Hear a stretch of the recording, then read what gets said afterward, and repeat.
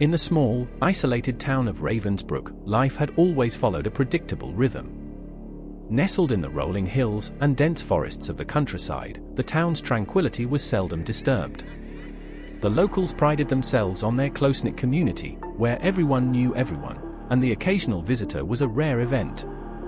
It was a place where secrets were buried as deeply as the roots of the ancient oaks that surrounded it. On a crisp autumn evening, as the sun dipped below the horizon and the mist began to creep in from the woods, the peaceful routine of Ravensbrook was abruptly shattered.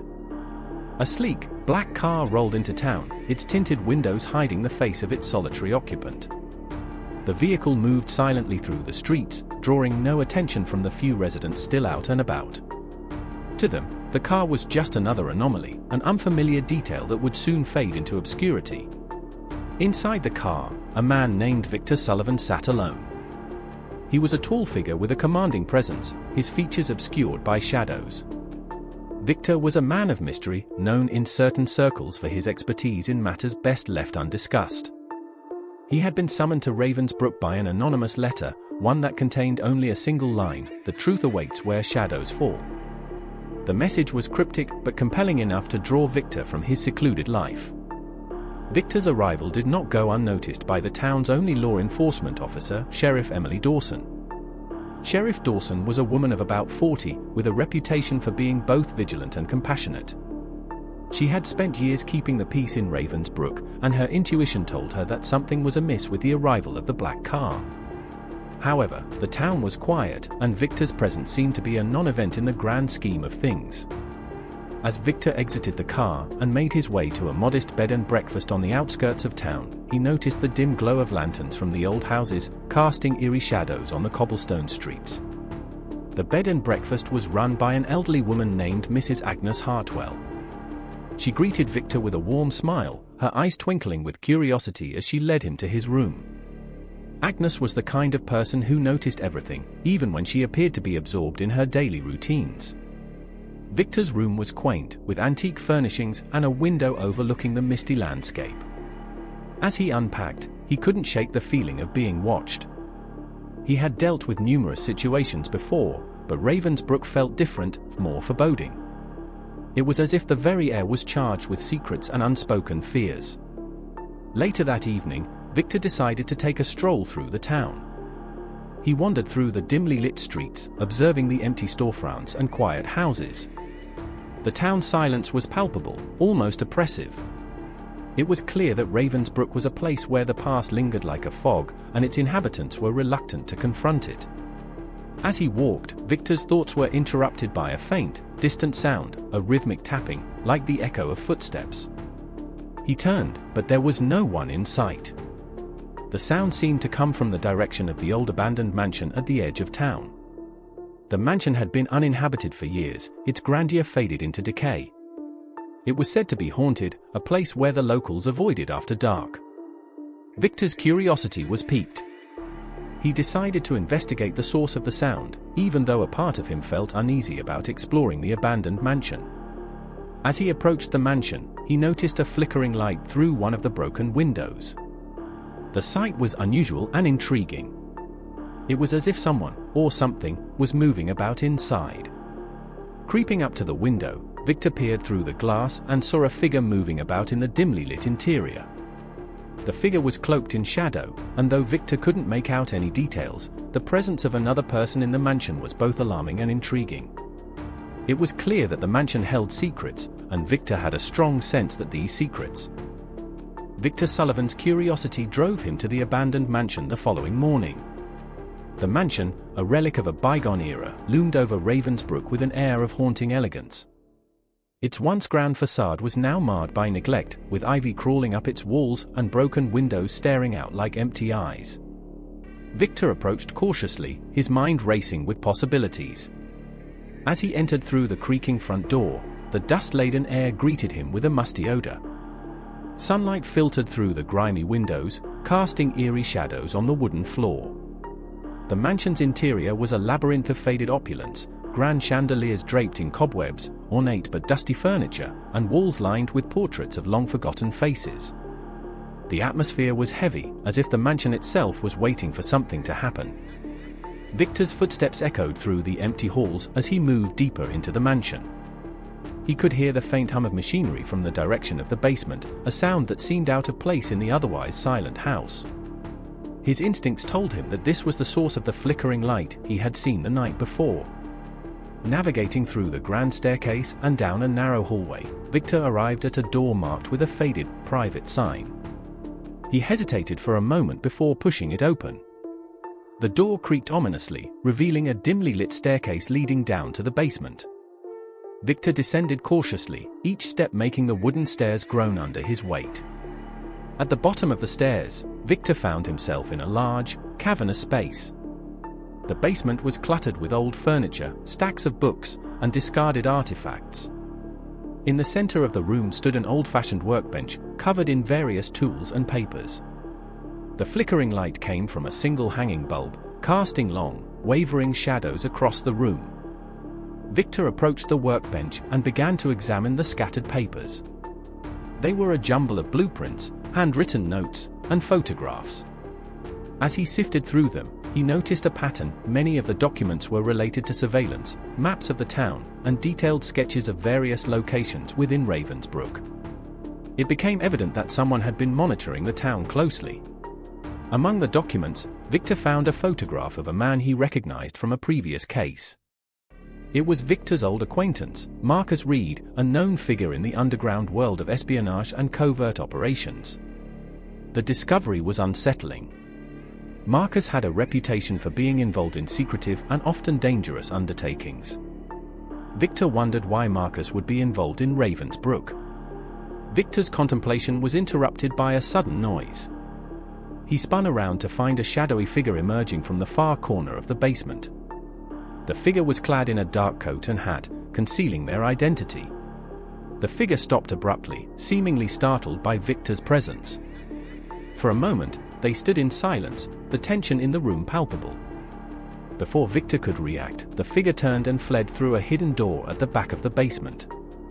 Victor gave chase, bursting through the door and into a narrow tunnel. The tunnel was dimly lit and seemed to stretch on indefinitely. Victor's footsteps echoed as he ran, his breath coming in short, sharp gasps. The tunnel's walls were lined with damp stone, and the air grew colder as he advanced. As Victor rounded a bend, he saw the figure ahead of him. They were moving quickly, but Victor was closing the distance. Just as he was about to catch up, the figure reached another door and vanished through it. Victor reached the door and flung it open, finding himself in a small, hidden chamber. The chamber was filled with an array of equipment, monitors, communication devices, and surveillance gear. On a table in the center of the room lay a folder with a symbol that Victor recognized from the documents in the basement, a serpent coiled around a key. The symbol was associated with a covert organization known for its intricate schemes and hidden agendas. Victor knew he had stumbled upon something far more significant than a simple mystery. As Victor examined the equipment, he heard footsteps approaching. He quickly gathered the folder and hid behind a stack of crates. The door creaked open, and two individuals entered the chamber. They were speaking in hushed tones, discussing a plan involving a high-profile target and a series of covert operations that seemed to span beyond Ravensbrook. Victor strained to hear their conversation. From what he could gather, the individuals were plotting a major heist, one that involved not only stealing valuable assets but also manipulating key figures within the town. Their plan was elaborate and meticulously detailed, revealing a level of sophistication that suggested a well-organized operation. Victor's heart raced as he realized the gravity of the situation. The town of Ravensbrook was at the center of a dangerous game, and he was now entangled in it. He needed to find out more about this organization and its plans, but for now, he had to be cautious. The information he had gathered was crucial, and he knew he had to tread carefully. As the individuals left the chamber, Victor emerged from his hiding spot and quickly made his way back through the tunnel. He returned to the mansion's basement, where he collected the scattered documents and prepared to leave. The mysteries of Ravensbrook were beginning to unravel, and Victor was determined to uncover the truth behind the shadows that loomed over the town. Victor Sullivan's investigation into the clandestine operations in Ravensbrook had reached a critical point. The discovery of the hidden chamber and the surveillance equipment had revealed a deep-seated conspiracy, and Victor's instincts told him that there was more to uncover. The town, once a peaceful haven, was now the battleground for a covert struggle that threatened its very fabric. With the documents and the mysterious folder in hand, Victor sought to make sense of the information he had gathered. The Serpent key symbol was prominent throughout the documents, suggesting a central figure or organization orchestrating the elaborate plans. He decided to reach out to someone who could provide additional insights, his old friend and former colleague, Dr. Laura Hayes. Dr. Hayes was an expert in cryptography and intelligence analysis. She had retired from active fieldwork but maintained a network of contacts that could prove invaluable. Victor contacted her discreetly, arranging a meeting at a secluded location outside of Ravensbrook. The meeting was set for the following day at a remote cabin in the woods, far from prying eyes. As Victor drove to the cabin, the weight of his discoveries pressed heavily on him. He knew that the stakes were high, and the presence of the Serpent symbol indicated a level of organization and secrecy that required careful handling. His thoughts were interrupted by the sight of the cabin silhouette against the forest backdrop. He parked his car and approached the cabin, where Dr. Hayes was waiting. Dr. Hayes greeted Victor with a warm smile, but her eyes quickly assessed the seriousness of the situation. They exchanged pleasantries and quickly moved to the cabin study, where Victor laid out the documents and the mysterious folder. Dr. Hayes examined the materials with practiced eyes, her face showing a mix of concern and intrigue. "This symbol," she said, pointing to the Serpent key, "is associated with an underground network known as the Serpent's Coil. They are known for their involvement in high-stakes heists and covert operations. Their operations are meticulous, and they are skilled at avoiding detection." Victor nodded, his suspicions confirmed. The documents suggest that they're planning something significant in Ravensbrook. "I've seen evidence of surveillance and detailed planning. It seems like they're targeting something or someone within the town." Dr. Hayes continued her analysis. The Serpent's Coil is notorious for their ability to manipulate key figures and influence events from behind the scenes. They operate with precision, and their plans are often long-term and multi-layered. If they're involved in Ravensbrook, it's likely that they've identified a critical element they need for their scheme. Victor reviewed the plans again, noting references to key locations and influential individuals in the town. One name stood out: Evelyn Carter, the town's mayor. The documents indicated that the mayor was a central figure in the plans, suggesting that she might be either a target or an unwitting pawn in the conspiracy. Understanding the urgency of the situation, Victor and Dr. Hayes decided to investigate further. They planned to monitor the mayor's activities and gather more information on the Serpent's Coil's operations. Dr. Hayes suggested that they use her connections to track any unusual activities or communications that might reveal more about the organization's intentions. The following day, Victor and Dr. Hayes began their surveillance of Mayor Evelyn Carter. They set up discrete observation points around her office and home, using a combination of technology and traditional methods to track her movements and interactions. They hoped to uncover any connections to the Serpent's Coil or any indications of suspicious behavior. As they conducted their surveillance, Victor learned more about the mayor's daily routine. Evelyn Carter was a dedicated public servant, known for her commitment to Ravensbrook's welfare. However, the documents had suggested that she might be entangled in the conspiracy, either as a target or as someone who had unknowingly become involved. Their observations revealed that Mayor Carter had frequent meetings with a local businessman named Richard Graves. Graves was a prominent figure in Ravensbrook, known for his philanthropic efforts and his influence in the community. Victor's suspicion grew that Graves might be connected to the Serpent's Coil.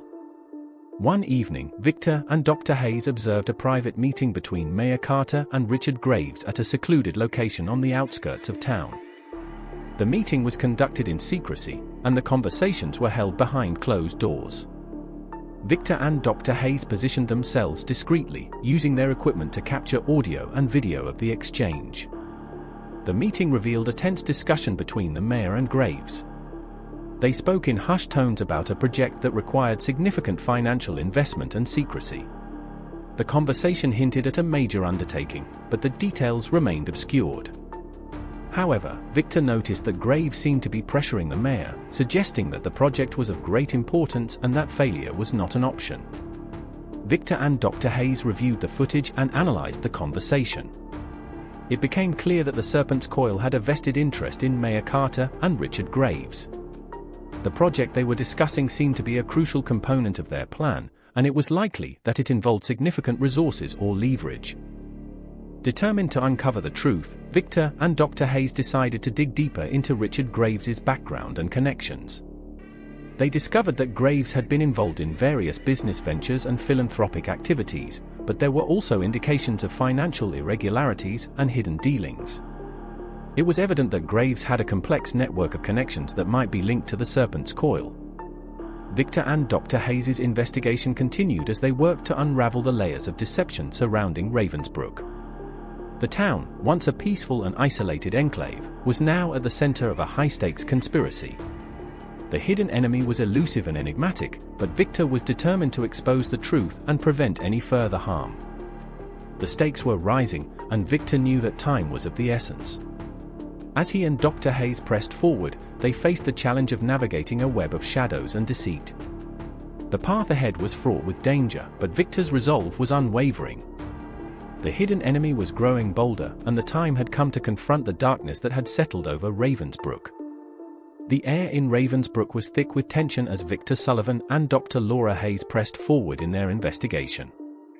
The evidence they had gathered pointed to a sophisticated operation orchestrated by the Serpent's Coil, with Mayor Evelyn Carter and Richard Graves at the center of the unfolding drama. The stakes had never been higher, and the need to uncover the truth was urgent. Victor's next step was to confront Richard Graves directly. He and Dr. Hayes had gathered enough information to suspect Graves of being a key player in the conspiracy, but they needed concrete evidence to expose him. They planned to catch him in the act of transferring critical information or resources related to the Serpent's Coil scheme. On the night of their planned confrontation, Victor and Dr. Hayes set up surveillance equipment near Graves's estate. The mansion was a sprawling structure on the outskirts of town, surrounded by high fences and security cameras.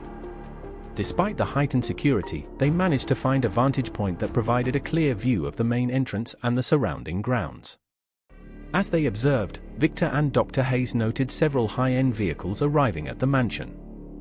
Guests were being ushered into the house, and the atmosphere was one of secrecy and urgency. It was evident that something significant was happening inside, and Victor was determined to find out what it was.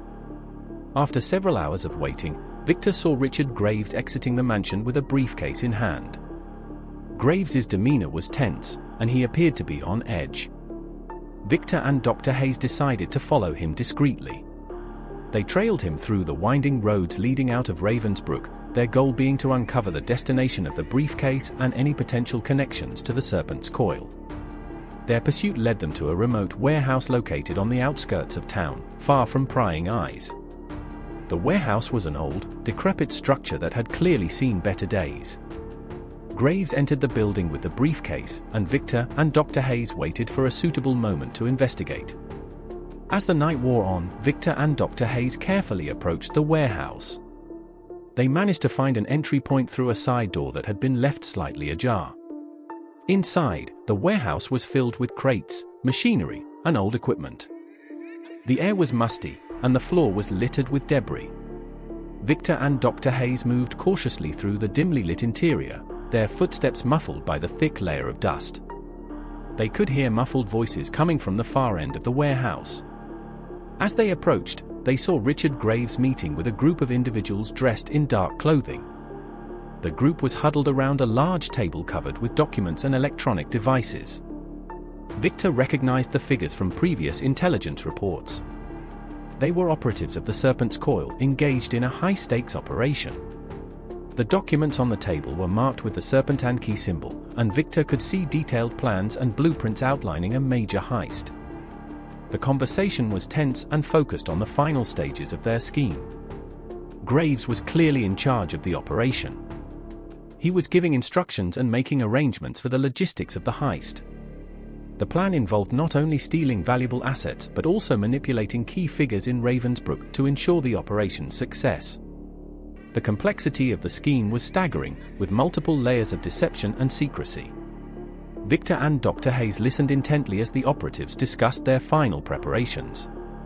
They spoke of a timed operation that would involve multiple teams working in concert to achieve their goals.